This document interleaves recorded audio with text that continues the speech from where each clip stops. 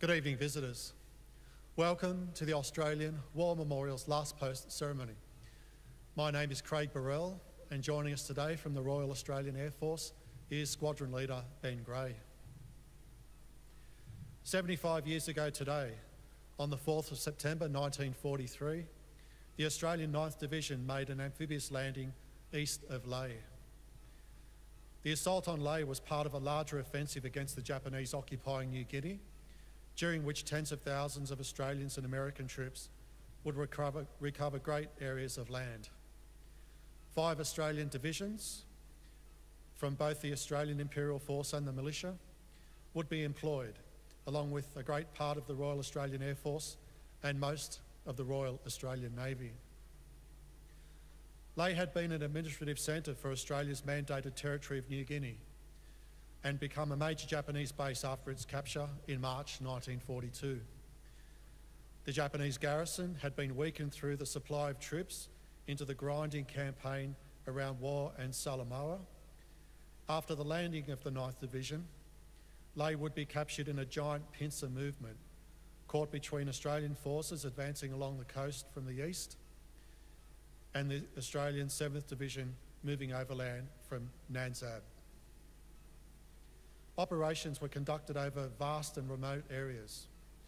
The terrain and climate were tough and exhausting and were as much an enemy as the Japanese.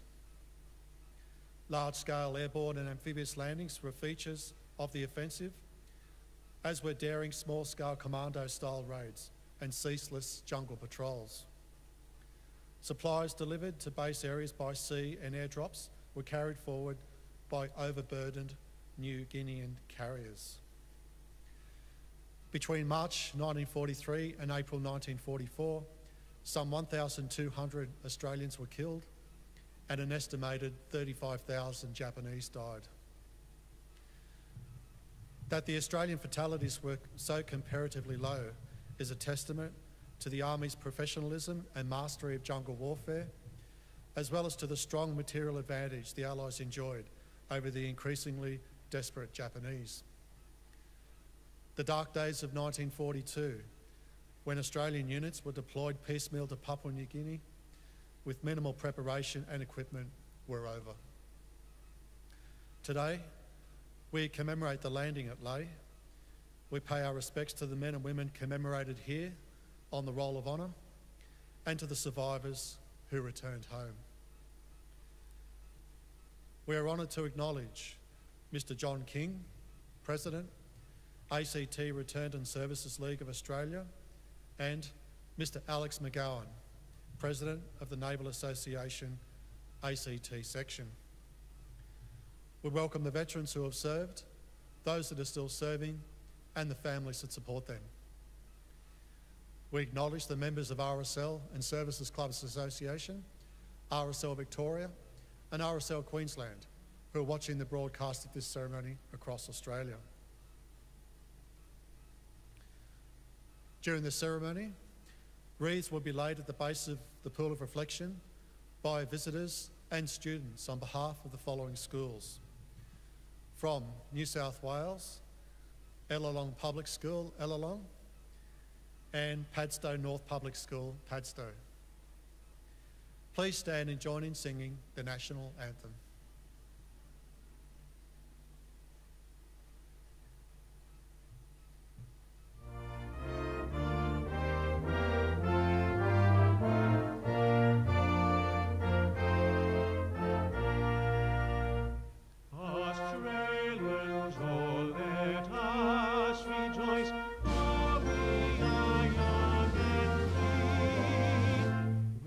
Golden soil and wealth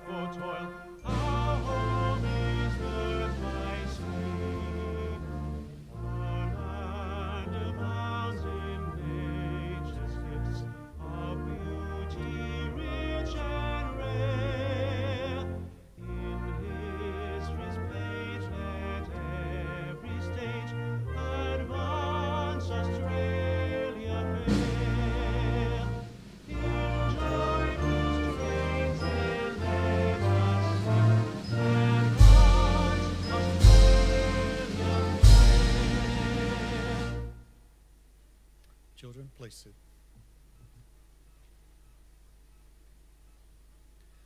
The Australian War Memorial was the vision of Charles Bean, Australia's First World War official historian. Bean landed with the Australian troops on Gallipoli and stayed with them at the front through to the end of the war. The idea of this national memorial and museum came to him at Pozières, France, in the depths of the bloody fighting of 1916. Bean's idea was that this would be a place where families and friends could mourn their loved ones buried in faraway places. It would also be a place that could help all Australians understand what these men and women had endured and what they had done for us.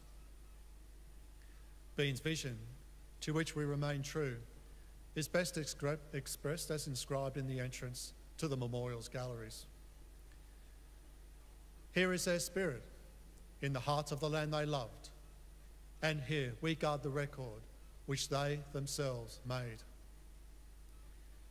Tonight, we will read the story behind just one of those on the Roll of Honour, which lists the names of more than 102,000 men and women who have given their lives for us in war and operations over more than a century. But first, we present a lament, Flowers of the Forest. Wreaths or floral tributes will now be laid at the base of the pool of reflection.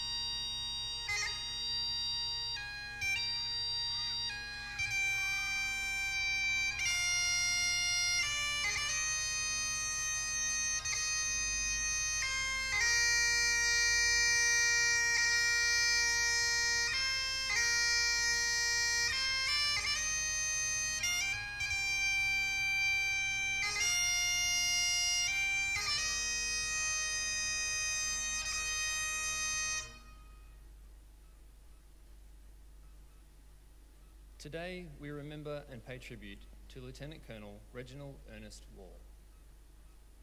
Known as Reg, Reginald Wall was born on the 27th of May 1905 in the Melbourne suburb of Fitzroy, the son of Reginald and Henrietta Wall. He grew up in Melbourne and after finishing his education went to work in security for Perpetual Trustees Company, a company he would remain with for many years. In 1924, Wall was commissioned as a lieutenant in the 57th Battalion in Australia's part-time military force, the Citizen Forces. Wall was strongly committed to service, becoming Adjutant General and Quartermaster in 1928 and Captain in 1929. In the early 1930s, the battalion was amalgamated with the 60th Battalion to become the 57th 60th Battalion, and in 1936, Wall was promoted to Major. By then, he had married, his wedding to Dorothy Amos taking place in Wesley Church in Melbourne in 1928, and a son, Bruce, born to the couple in 1933. With the outbreak of war in Europe, Wall enlisted in the 2nd Australian Imperial Force in July 1940 and was seconded to the 2nd 23rd Battalion. Embarking on the transport Strathmore at Port Melbourne, the the 2nd 23rd arrived in Egypt in mid-December and was reassigned from the 7th Division to the 9th. With the German-Italian offensive from the west, the battalion was ordered to the vital port of Tobruk and formed part of the garrison during the siege of Tobruk, taking part in defensive actions and counterattacks over the next 8 months. In late June 1942, Wall was mentioned in dispatches for his gallant and distinguished service at Tobruk. It was at this time that the 9th Division was hurried to Egypt to bolster Allied forces fighting at El Alamein. Lieutenant Colonel Wall took part in the first and second battles of El Alamein, with the most significant actions being the 2 main attacks at Tel El Asa. Before the battalion was withdrawn on 1st November 1942, Wall was given command of the 2nd 23rd Battalion. A period of rest followed before Wall and the 2nd 23rd began the journey home to Australia. The 9th Division had been called home by the Australian government to join the 6th and 7th Divisions, which had also been redeployed from the Middle East in order to confront the Japanese threat in the Pacific. The 9th Division's next job was to liberate the town of Lae in New Guinea with the 7th Division. A pincer movement was planned with the 9th Division carrying out an amphibious landing to the east and the 7th Division being flown into a recently secured airfield to the west. In the early morning hours of 4th September, the initial assault was launched under the cover of naval bombardment. 3 battalions landed on the beaches and patrols were sent out to link up along the beachhead. As the 26th Brigade came ashore, it was attacked by 9 Japanese aircraft. Around 40 men were wounded and 8 men were killed, one of whom was Lieutenant Colonel Reg Wall. Another air raid that afternoon resulted in 2 landing craft being struck with torpedoes and bombs, killing 34 Australian commandos and 7 sailors. While the 9th Division would go on to race the 7th Division to take Lae, clearing Japanese resistance from this important cargo port and transport hub, this must have been cold comfort for the family of Reg Wall. He was buried at Lae War Cemetery, where his remains lie underneath the epitaph chosen by his family. He gave his life that we may be free. He was 38 years old. His name is listed on the Roll of Honour on my left, among almost 40,000 Australians who died while serving in the Second World War. His photograph is displayed today beside the pool of reflection. You will see him in the second row, 10th from the left. This is but one of many stories of service and sacrifice told here at the Australian War Memorial.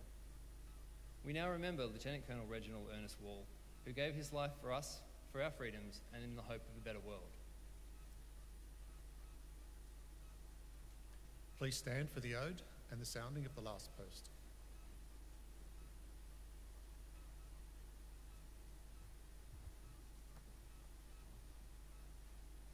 They shall grow not old, as we that are left grow old. Age shall not weary them, nor the years condemn. At the going down of the sun, and in the morning, we will remember them. We'll remember.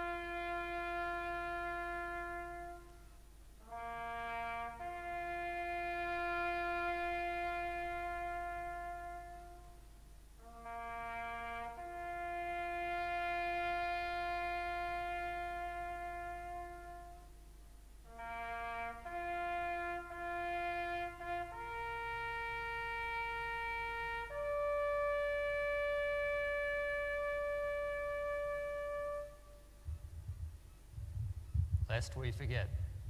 Lest we forget.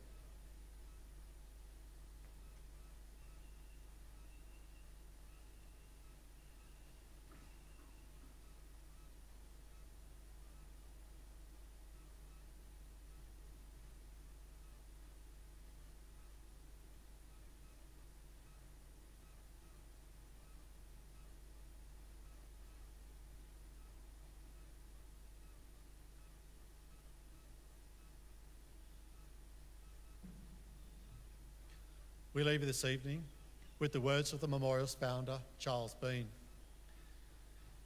Many a man lying out there at Poziere or in the low scrub of Gallipoli, with his poor, tired senses barely working through the fever of his brain, has thought in his last moments, well, it's over.